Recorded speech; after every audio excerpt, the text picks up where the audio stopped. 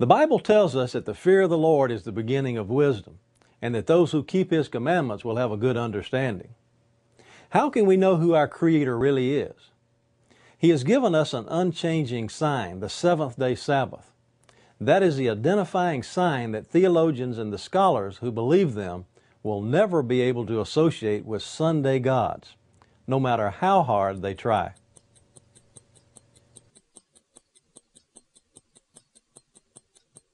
Here we see that the Catholic Church teaches that the obligation to rest on the Sabbath has been replaced with the obligation to rest on Sunday.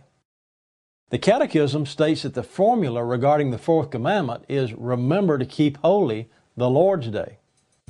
This particular Roman Catholic belief can be traced directly to a decree issued in 321 AD by the Roman Emperor Constantine, when he commanded that all judges and city people and craftsmen shall rest on the venerable day of the sun. In 363, the Synod of Laodicea made it official. It decrees that Christians must not Judaize by resting on the Sabbath, but must work on that day, rather honoring the Lord's Day, and if they can, resting as Christians. But if any shall be found to be Judaizers, let them be anathema from Christ. By the year 381, almost 70 years since Constantine's soldiers had placed the sign of the cross on their shields, paganism was still being practiced side by side with Christianity, making it hard to tell the difference between the two. According to Edward Gibbon, in his historical account of the decline and fall of the Roman Empire, paganism was still the constitutional religion of the Senate.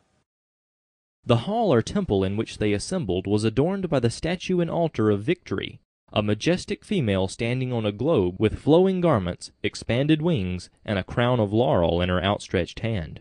The senators were sworn on the altar of the goddess to observe the laws of the emperor and of the empire, and a solemn offering of wine and incense was the ordinary prelude of their public deliberations. The emperor yet spared the statues of the gods which were exposed to the public veneration. 424 temples or chapels still remained to satisfy the devotion of the people, and in every quarter of Rome the delicacy of the Christians was offended by the fumes of idolatrous sacrifice. We know from history that Theodosius, the Christian emperor, decided to do something about it. According to Gibbon, in a full meeting of the Senate, the emperor proposed, according to the forms of the Republic, the important question of whether the worship of Jupiter or that of Christ should be the religion of the Romans. Under pressure from Theodosius, Jupiter was condemned and the members of the Senate suddenly became Christians.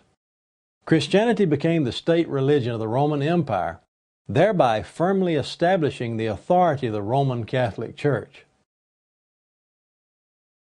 Laws of the Christian Roman Empire that was established by Theodosius are recorded in a document known as the Theodosian Code. That code states that on the Lord's Day, which is the first day of the week, on Christmas, and the days of Epiphany, Easter, and Pentecost, believers are to be occupied with the worship of God. Those who follow this law, we command, shall be comprised under the name of Catholic Christians, but others indeed we require as insane and raving, to bear the infamy of heretical teaching. Their gathering shall not receive the name of churches. They are to be smitten first with the divine judgment, and after that by the vengeance of our indignation. Before we move on, I'd like to make one thing very clear. It was not the Catholic Church that taught me to disregard the fourth commandment. It was the Protestant Church.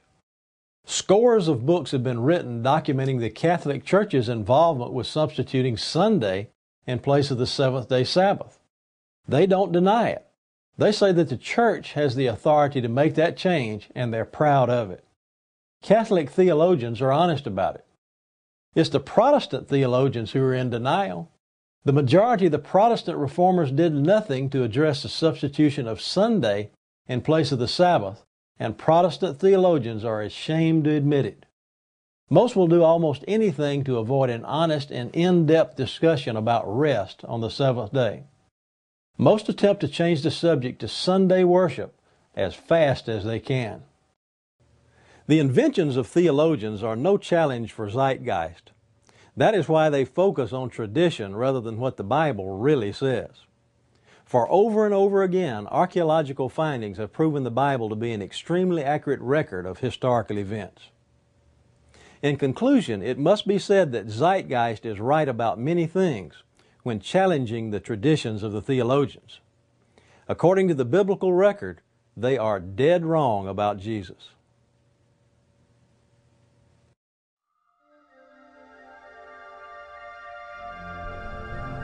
There is a way which seemeth right unto a man, but the end thereof are the ways of death.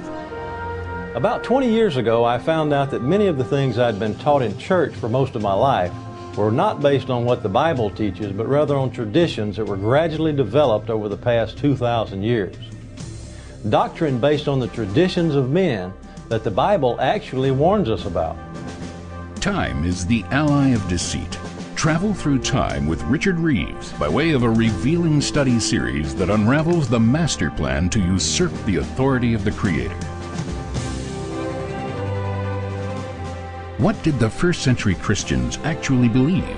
What was the role of the emperors who ruled the world? The emperor was actually a pagan priest, a priest of Baal. Elijah had confronted and killed the priest of Baal, and now once again in New Testament times we find a priest of Baal ruling the Roman Empire. For centuries and millennia, the age-old deception intensifies as confusion takes its hold on mankind. We have an adversary who cares not whether we call paganism Christianity or if we reject Christ altogether. Anything but the worship of our Creator in spirit and in truth. Time is the Ally of Deceit, the book and 5 one-hour DVDs now available from Partakers Publications. Beware lest any man spoil you through philosophy and vain deceit, after the tradition of men, after the rudiments of the world, and not after Christ. The simple believeth every word, but the prudent man looketh well to his going.